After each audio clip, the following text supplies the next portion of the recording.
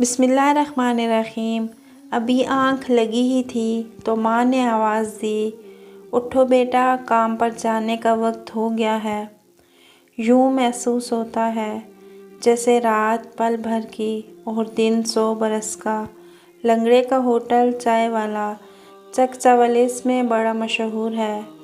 یہ ہوٹل سڑک کے چاروں طرف سے نظر آتا ہے۔ اس ہوٹل میں لوگ بڑی دور دور سے چائے پینے آتے ہیں۔ ہوٹل کا مالک بڑا ہنس مکھ ہے۔ اکثر رات 10 بجے کے بعد لوگوں کو یہ بزرگوں کے قصے کہانیاں سناتا ہے۔ اسی وجہ سے یہ ہوٹل کم اور چوپال کا منظر زیادہ نظر آتا ہے۔ علی کو سارا دن کبھی گاہکوں کی تو کبھی مالک کی جلی کٹی سننی پڑتی ہیں۔ علی کہتا ہے، جب کام کرنا ہے تو غصہ کیسا؟ کبھی ادھر سے آواز آئی تو کبھی ادھر سے، جی ہاں کہتے کہتے صبح سے شام ہو جاتی ہے، پھر ایک نیا دن شروع ہو جاتا ہے۔ علی پوچھتا، صاحب جی اخبار میں کیا لکھا ہے؟ اور وہ کہتا، ارے پہلے مجھے تو ٹھیک طرح سے پڑھ لینے دو تو میں بھی بتا دوں گا، جاؤ جا کے چائے لاؤ۔ سارا دن اسی طرح، کبھی کسی کو تو کبھی کسی کو اخبار میں لکھی ہوئی خبروں کو پوچھتا رہتا۔ اس طرح علی کا وقت گزرتا چلا گیا۔ علی 10 برس سے 15 برس کا ہو گیا۔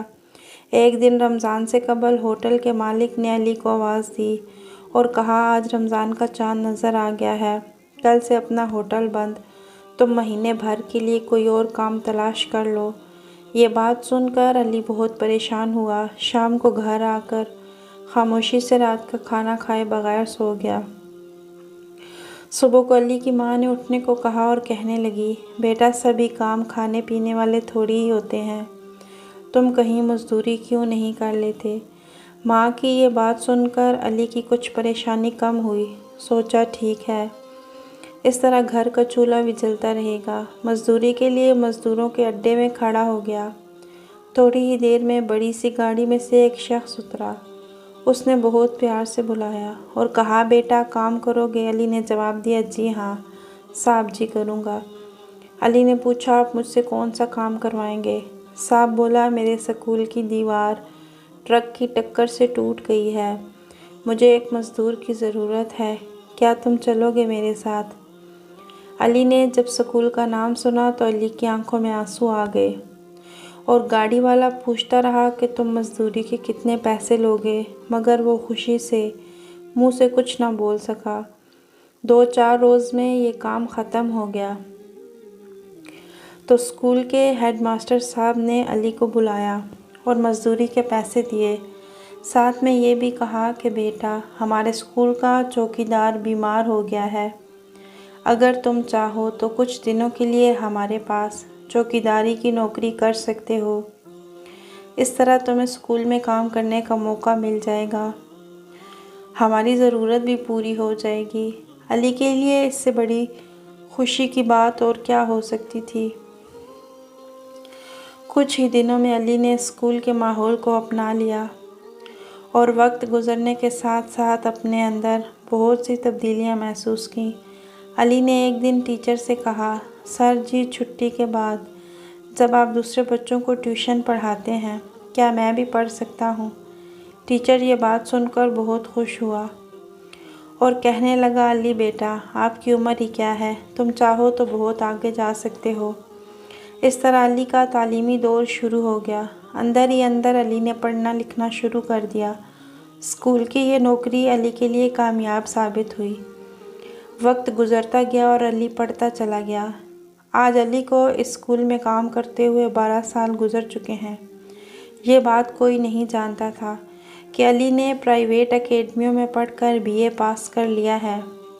علی ایک خاص دن کا انتظار کر رہا تھا۔ آخر یہ موقع آ گیا۔ ہیڈ ماسٹر صاحب نے علی کو آواز دی، میرے لیے باہر سے اخبار لاؤ۔ علی کو بچپن ہی سے اخبار پڑھنے کا شوق تھا۔ جب اس نے اخبار خریدا تو سب سے پہلے اندر کا صفحہ کھولا۔ جہاں نوکریوں کے اشتہار پر نظر پڑی، اس میں سب سے بڑی نوکری گورنمنٹ کالج میں ہیڈ کلرک کی تھی۔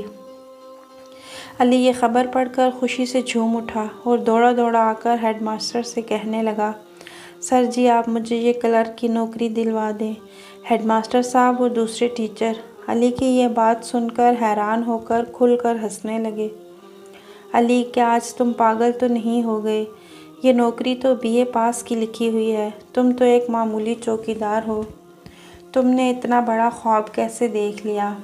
علی نے جواب دیا، سر جی، میں نے اس اسکول میں بہت کچھ پایا ہے۔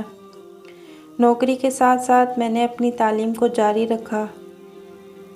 پرائیویٹ اکیڈمیوں کے ذریعے سے BA کا امتحان میں نے پاس کر لیا ہے۔ اس بات کا صرف غلام ماسٹر حسین کے سوا کسی کو علم نہیں۔ جی ہاں ہیڈ ماسٹر صاحب، علی نے جو کچھ کہا وہ سب سچ ہے۔ علی اب ایک چوکیدار نہیں بلکہ اس ملک کا عظیم شہری ہے، جس پر جتنا بھی ناز کرو کم ہے۔ اس طرح علی کامیابیوں کی منزلیں طے کرتا چلا گیا، مگر علی کہتا ہے کہ لنگڑے کے ہوٹل کی چائے کا مزہ میں ابھی تک نہیں بھولا۔